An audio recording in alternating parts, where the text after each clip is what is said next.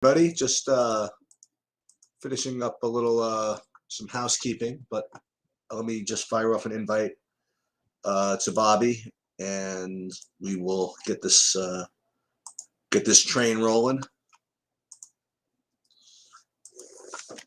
A lot going on tonight.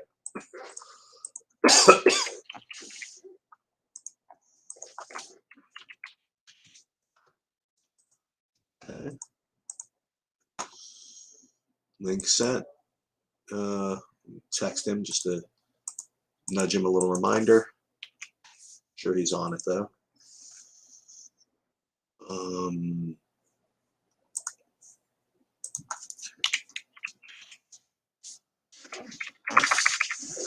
Where'd it go? Oh, sure he'll see me somewhere. Let's see. Just give me 1 sec. We'll get this going.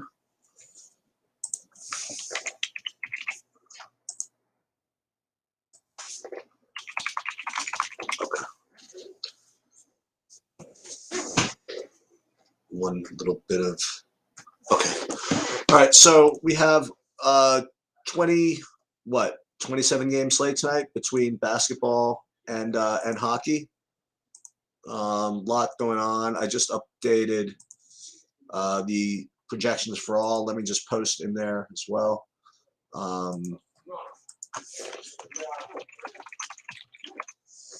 Okay.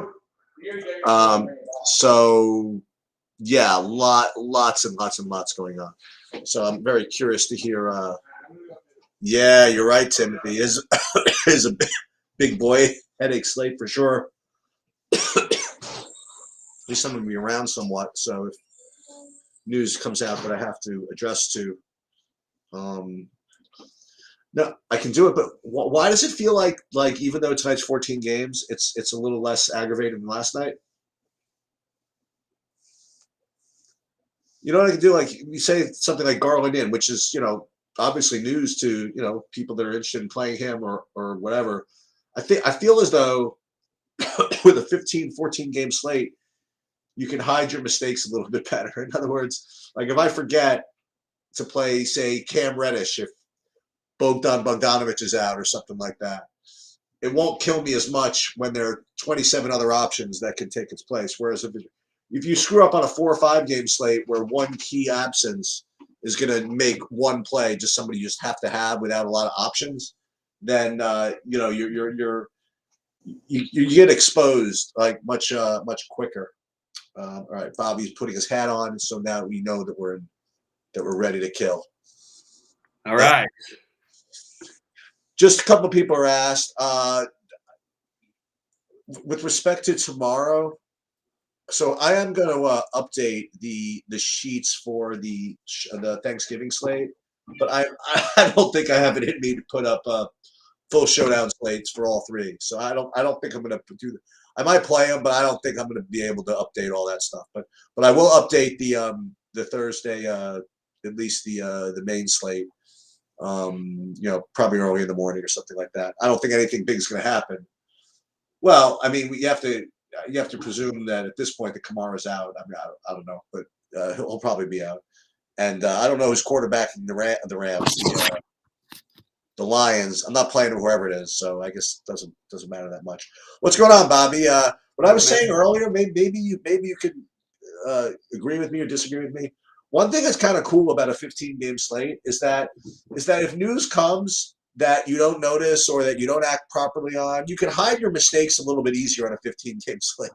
There's like 27 other options that can take the place of the guy you miss or forget to play. Where if it's a 4 game slate and you miss the one guy that slides in, everybody's gonna be on it. You're gonna be dead.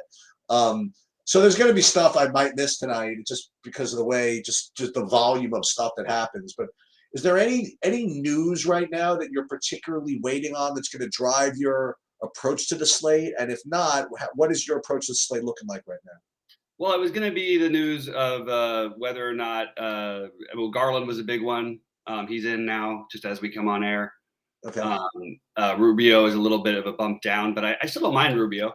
But I was gonna play some Rubio. I still don't have official Toronto news yet, and that's big news.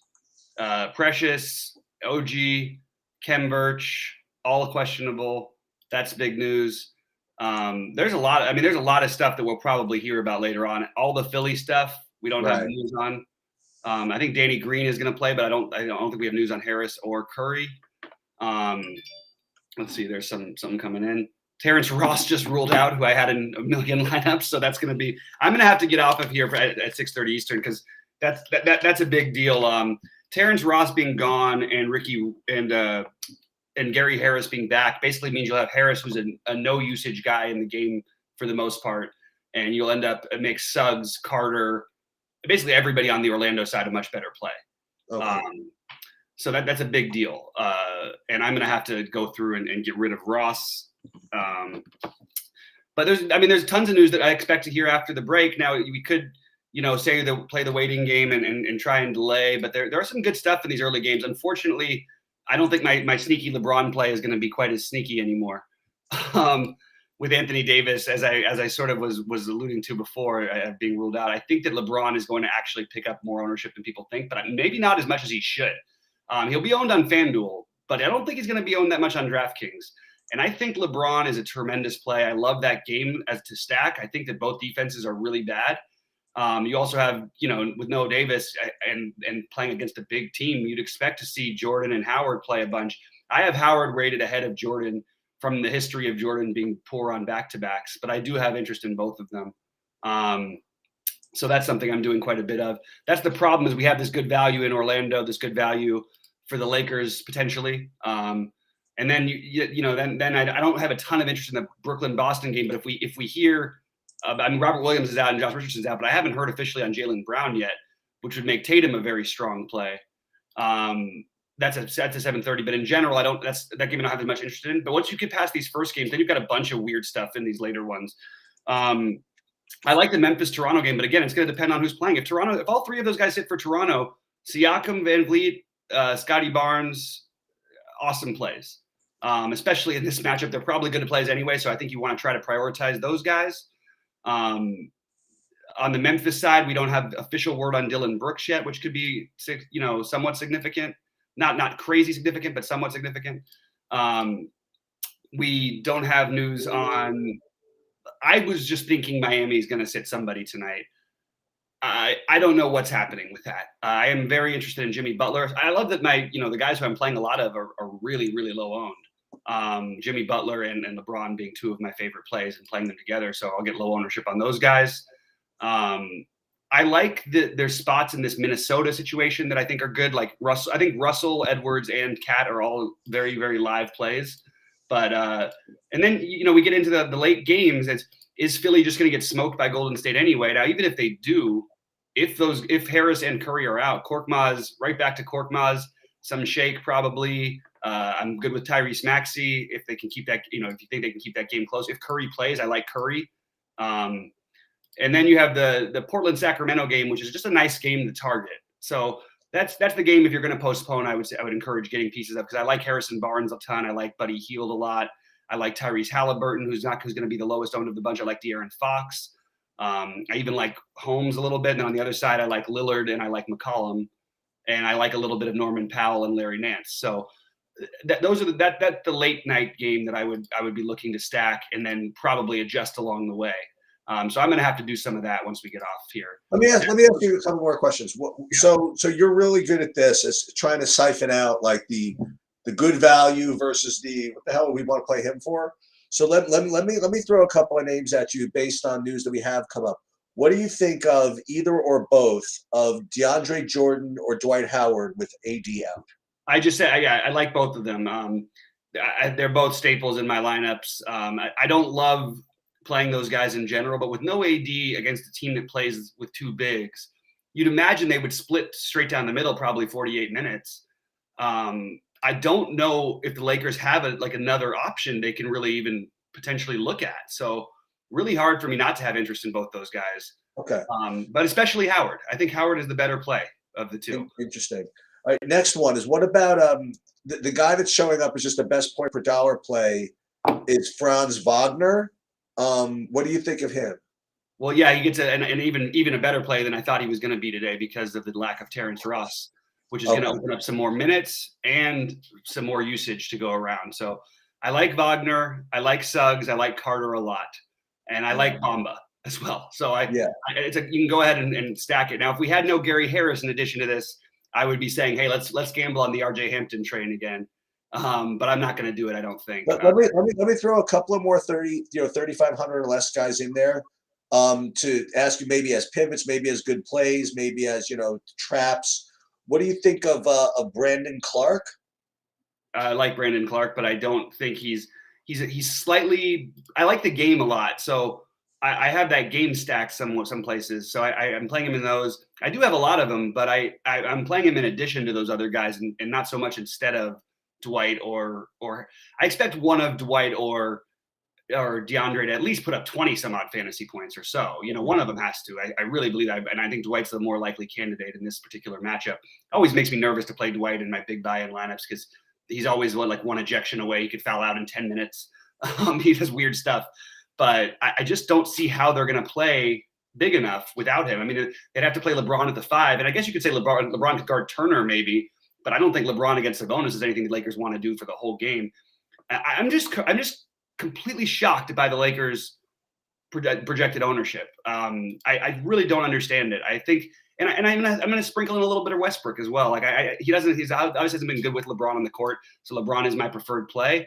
Plus, you get a little narrative coming back from the suspension, good matchup, all the things sort of lending in LeBron as being a good play.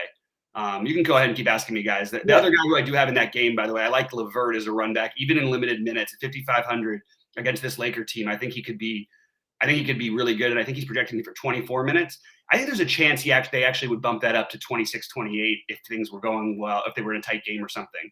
So just keep an eye out for that one. I also think to that same thing, Chris Duarte is a good long shot tournament play to me. Sorry, keep going with those cheap guys. Great. What do you think of the two Detroit guys? One being Trey Lyles and the other being Corey Joseph? I don't like that I have some Corey Joseph on FanDuel. Corey Joseph is questionable as far as from what I. Well, he's probable, I think. Oh yeah, he's probable. My bad. I'm not playing Corey Joseph on DraftKings, but I do have a little bit of interest on FanDuel because I'm spending up for the Jimmy Butler and Sabonis and Brogdon and LeBron. That's like my core combo. So I don't love that I have some Corey Joseph. I think Lyles is viable, I guess. They don't need to play big against Milwaukee. There's a chance, Jeremy Grant might be the biggest guy they play, or Sadiq Bey. So I could see those guys being phased out a little bit, but they did play well last night. So, and they won a game. So maybe I give a little bit of love to Lyles. I could squeeze a little bit of Lyles in. I think it's a little bit thinner than the Lakers guys, but I don't think that it's too thin. I got three more cheapos, and then we can go on to good plays. That would be, I'll just give it to all three and see if either any of these guys, do anything for you. Cody Martin, Davion Mitchell, and Rudy Gay. Yeah, pretty low interest for me on all those guys. Okay. All right. Because again, these are the guys that show up as point per dollar plays. All those guys I mentioned to some degree, and I did it kind of in order.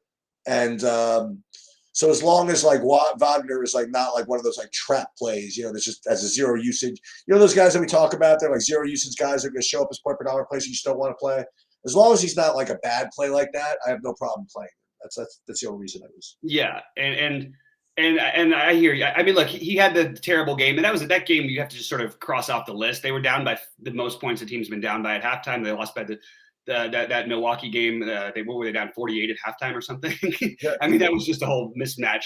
I expect him to be a little more competitive tonight, and Wagner's had two terrible games in a row, which hopefully keeps a few people off of him, but it won't keep everybody off of him. He's still showing up too good projections wise. I have a ton of Wagner and a ton of Wendell Carter. The hardest guys to get out of my lineups are those guys. Yeah, he was my last run. Actually, Carter was locked in for me. I'm going to do another one to see where that goes, but that was my last build. We had him at 100%. Yeah, I think that makes a lot of sense.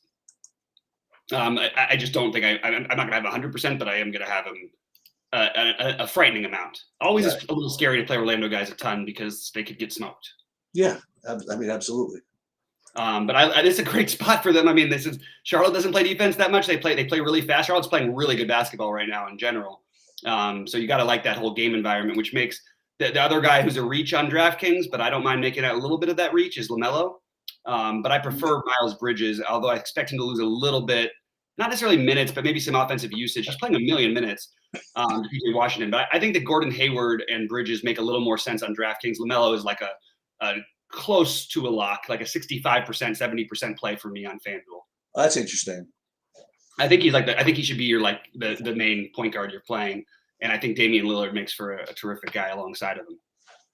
Do you still like you mentioned Duarte's a long shot tournament play, and you mentioned LeVert a little bit, but do you still like the main guys, Brogdon and Sabonis over there in Indiana? Yeah, a little bit of a knockdown with LeVert playing some, but I think that it's just, I mean, look, man, we, like you said earlier with the Lakers, sure, it's a back-to-back, weird things could happen and all this stuff, but like, you got to treat them a little bit like Coors Field right now.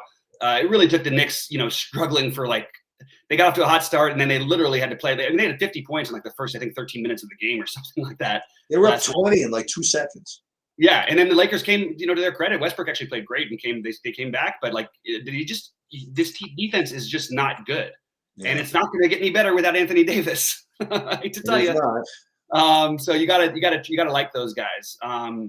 That's what I think that I've got Brogdon at roughly 50%. I've got 55% of Sabonis, who I think is just going to beat the hell out of this team if they let him do so.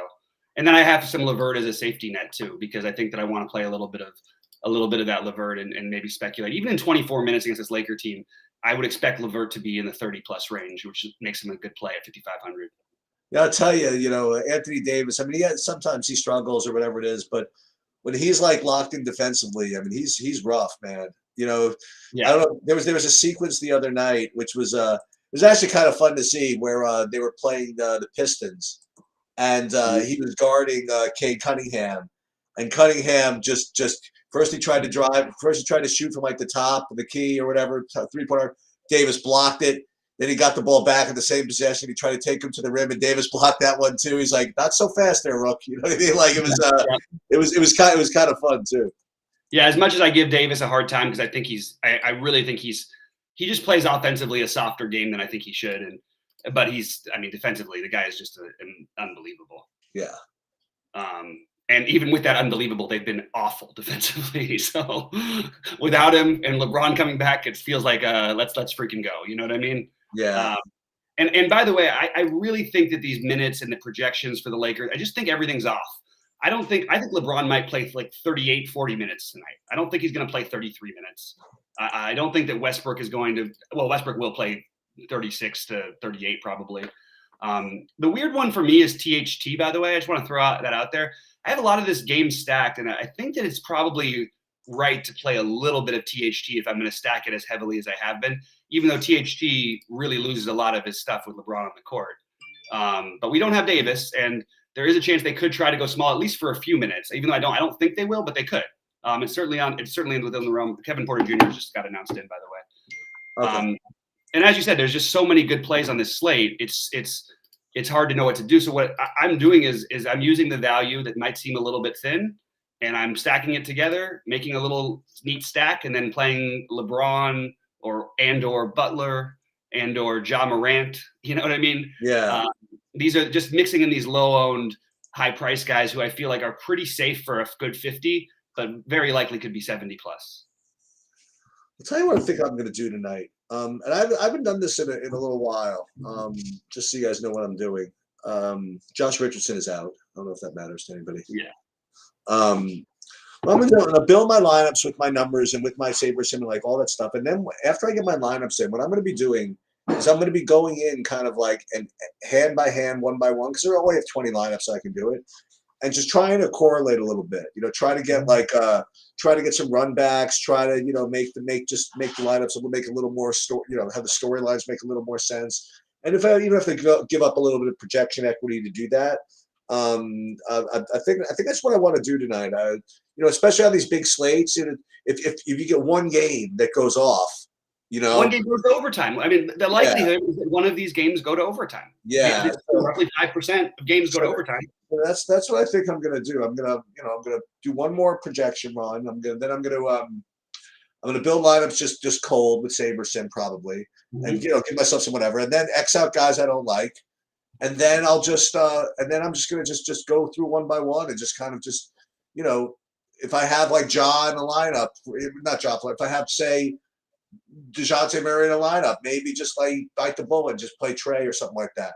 Because I came up across a couple of lineups earlier where I had it's gave me the idea where I had like DeJounte Murray and I had also like LaMelo Ball, for example.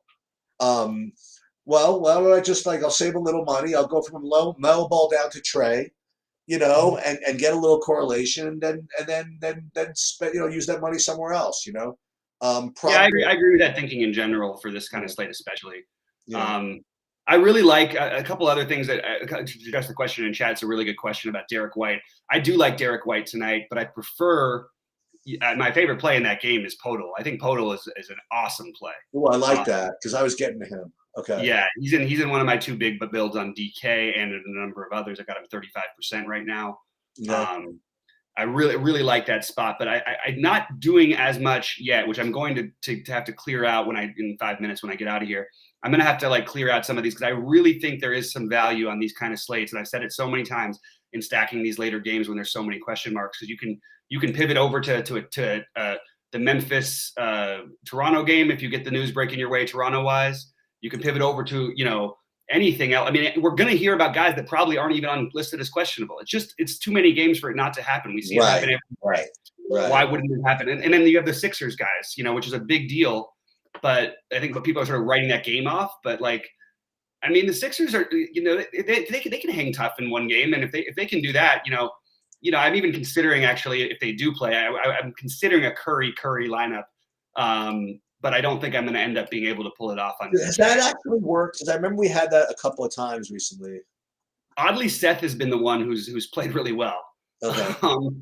But yes, I mean it's not necessarily the strongest thing, and it's a little different too because I mean we had it before in the past when there used to be a Klay Thompson, you know what I mean? When there used to be a Kevin Durant at different points when I was playing DFS. So this is a really different situation. So I give you a little shot to that, not a ton of it. But you can also always pivot if you have some other late game guys that you can stack in that. That's where I'm at. Happy holidays to you, Mike, Miami Mike 305.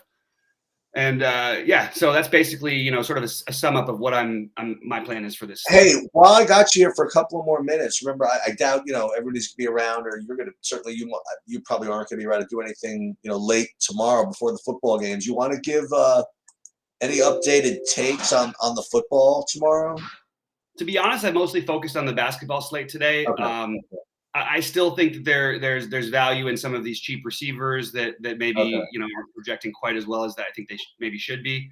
We also don't know what's going to happen. Like Marquise Goodwin's questionable. That could be a determining factor for some of the passing game there, even though that's not exactly the passing game you want to try and go after in general.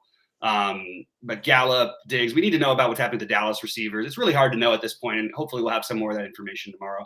I love DeAndre Swift. I would take DeAndre Swift over every other running back straight up this week. Well, that's interesting. Okay.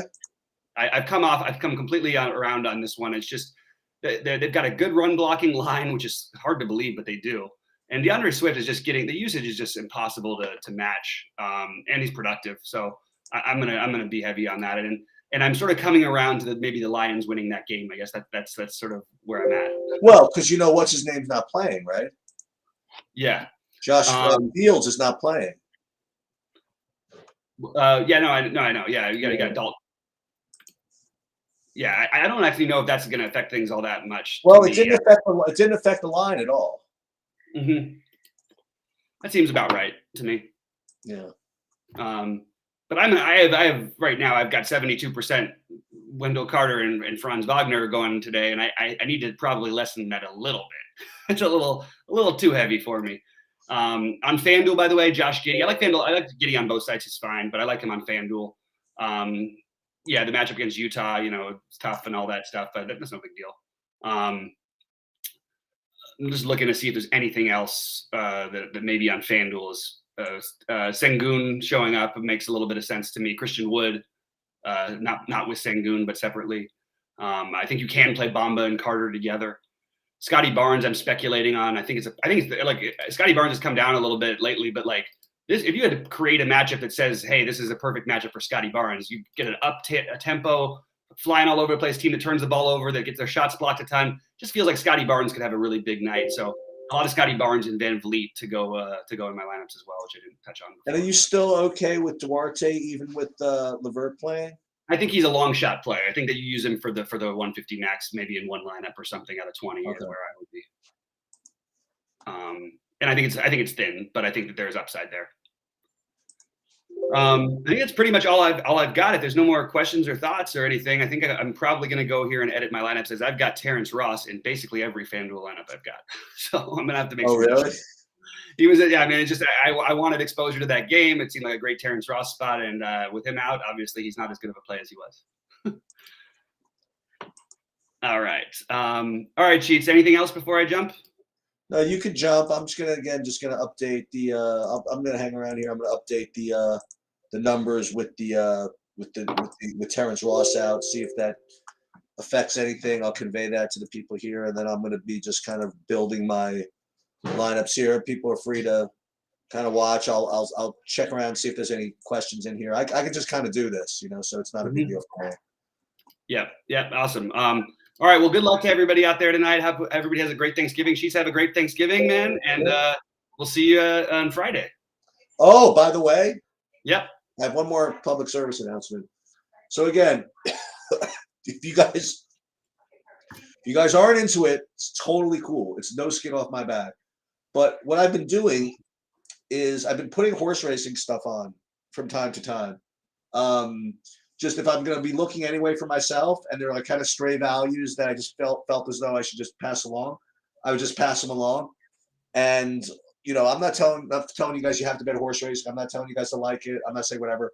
I'll say this is that if you are betting horse racing, you should definitely use my picks over whatever else you're doing. Okay? 100 million% true. Second of all, it might actually be worth dipping your toe in. You know what I mean? If you have any interest, diversifying your gambling portfolio or whatever. And just by going with what I said, not that this is ever going to happen again, but like the first time we did it, like 3 days ago, I gave it literally 4 picks and one of them won at 40-1. And that's never going to happen. And today, even I put it out there. I came up with like four picks. One of them was scratched, so we were down to 3. One of them was lower odds than I said to bet him at, so it didn't even account. One lost, and the other one won at 11-1. Okay. And there's one guy in there that's been following it. And the other thing is there's also a guy in the horse racing Discord, by the way. His Twitter name is Baychok Racing. And he's a subscriber. He's actually a really, really well-known like horse racing writer from New Orleans, who comments in there sometimes. So every once in a while he'll put his picks in there, and I promise you those picks are plus EV. So if you're interested, I mean, just something else to do if you get kind of bored with other stuff. But I'm going to continue to do this, and I'm about to update the projections, and I'm going to upload those, and I'll try to find some questions in here to answer. And you guys are just going to be watching me build my last builds at the Yeah, that sounds good. Good luck to everybody, and again, have a great Thanksgiving. All good luck, guys. Okay, so I'm just updating this settings sheet, and then I'm going to run another set. But let me just make sure I don't have multiple files open, because that'll then see, I caught it. If you create a file with the same name as the other one, it doesn't let it just errors you to death on FanDuel. So I have to make sure to do that before I run this stuff. Okay, so FanDuel running clear. Right, that's clear. And then I'll show you guys before I post it, and then I will post it what I have. And this is just through 6:30, so obviously there's a lot of stuff that can happen here. But this is updated as I'm going to get you, I think, probably tonight. Okay, so let's take a look and see what we have. For DraftKings, we have wow. So Brogdon is looking to be an extremely strong play here. Wow. Wasn't even anticipating that. He's probably look at him, he's like the best play on the slate. Him and Carter. And if you rate him by point per dollar, then you get all these Orlandos, right? Well, you get Jordan, but there's Wagner, Suggs, even Lyles is a good play. But this is actually pretty telling that Brogdon is such a strong play here. I'm going to consider that. And then, he's only 24%, whatever. And then you have this one, this is FanDuel, LaMelo, as Bobby was mentioning, Bobby's going to have the most of his lineups, and this value score kind of plays that out, you know. So yeah, and Corey Joseph's good over there. So what I'm going to do is I'm going to upload these guys to the site, and this is how I do that, by the way. And then I'll build lineups as well. Just upload it here.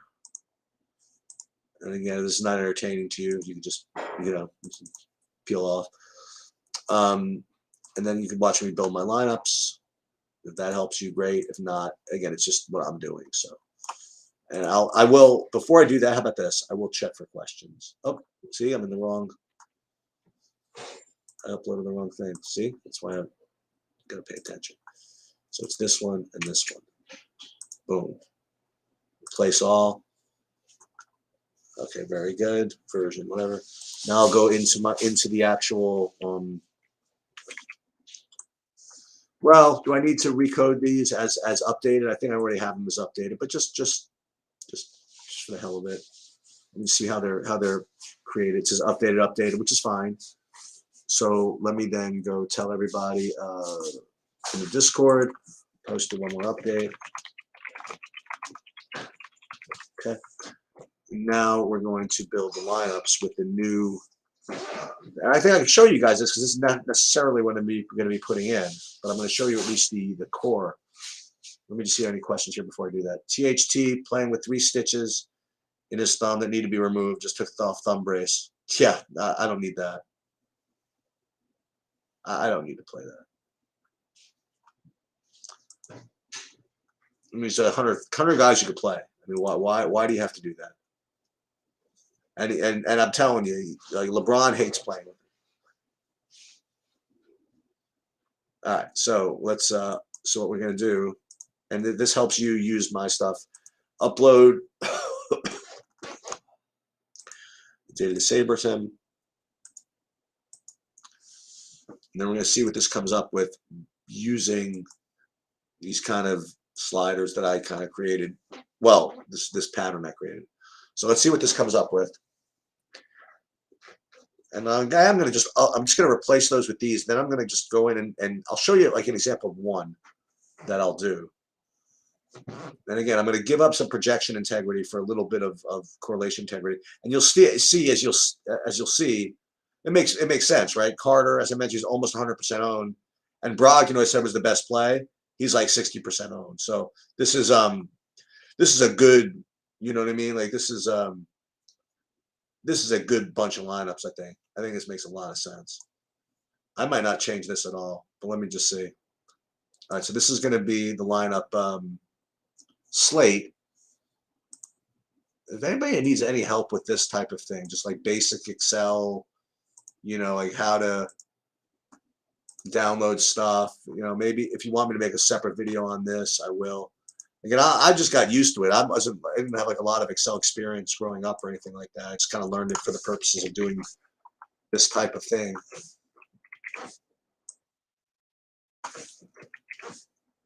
Okay. And it's on the other monitor, but I'm just basically replacing it with this. I'm uploading this. And yeah, I think I lied. I think I like the way those lineups look. I might just go with those and not worry too much about the correlation part. Kind of like those exposures. So yeah, I'm kind of into that idea there. So I'm probably just gonna roll with those. Let me see FanDuel. Let's do FanDuel now. let me guess what will happen when I run FanDuel. I imagine I'll get. Well, you think I'll get 100% LaMelo? Maybe. Out of 20 lineups, actually, I'm doing 30 tonight. Probably a lot of Carter, right? A lot of Carter. Well, maybe not. The LaMelo will be the key, guaranteed. Let's just take a look. So let's see what it does. Hope Saberson.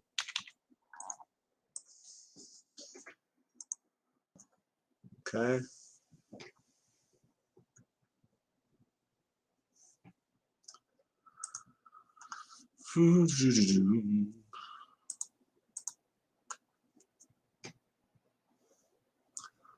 Saber Sim, and then we will upload these to here. Boom.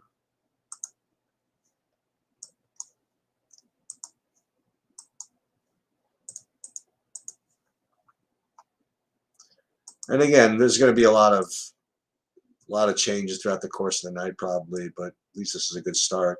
So we'll play 30 lineups. So let's take a look, see what this looks like. You think it's going to lock me into LaMelo? Even though I gave ownership fade, even though I gave randomness? This is why, by the way, to answer some people's questions, like, do you ever limit exposures? The reason why I don't is because I already factor that in when I have these things build the lineups. So if it's going to build me, 100% of a guy, even though I requested randomness and even though I requested ownership fade or whatever, it's because he's that good of a play, No, it's not locking in LaMelo, but it is almost locking in Wendell Carter, which, yeah, so that seems to be what's going on. Ooh, I like these little guys here, this little CJ McCollum, a little DeRozan. Lineups that look a little weird. Little Bobby Portis. I like that. So I'm going to keep these as well. And let's go to FanDuel. And again, I could do this through SaberSim. I know all the sites actually do have a lineup swapper where you could take what you have there and just replace it. We don't yet, obviously, but step at a time. So this is my original lineups. And then what I'll do is I'm going to put just on the wrong page here, but I'll do it on the other page. And then we'll take a look and see what it translated to when it actually hits the FanDuel interface. Oops. I screwed up. All right. Put that over here. And then take the top lineup. I'm going to put that in the big one. We're going to take the second best lineup. We're going to put that in the qualifier. Third best lineup. Put it in the slam. All lineups will be in the lottery. Save. Where was FanDuel again? Oh, it's still on the other page. I'll show you over here. Upload, downloads. Very nice. Okay, so I guess I'll just go over my last bit of my exposures here. So 58% Ball, 64% Joseph. Basically a 1,000,000% Wendell Carter Jr. And then kind of sprinkles, 40% McCollum. Wow, that's a big one. Okay, that's good. 50% Caruso. That's unexpected. Giddey, 65%. Okay. So we got some shots. We got some shots here. I have to show you what's in SaberSim, what my DraftKings exposure is, or I can just read it to you, I guess. Let's see. DraftKings. Oh, Anunoby was out, so I guess that's something you have to deal with. Anyway, as of now, at least, we have Carter, Suggs, Wagner. You see it there, 60, 50, 40. But maybe, like you said, maybe I should go back and take a look at the Toronto guys, as I probably will, with Anunoby out. But that's what I got for now. Good luck, everybody, and have a happy Thanksgiving. Hope you guys take something down. Be back Friday with more stuff, and good luck to you.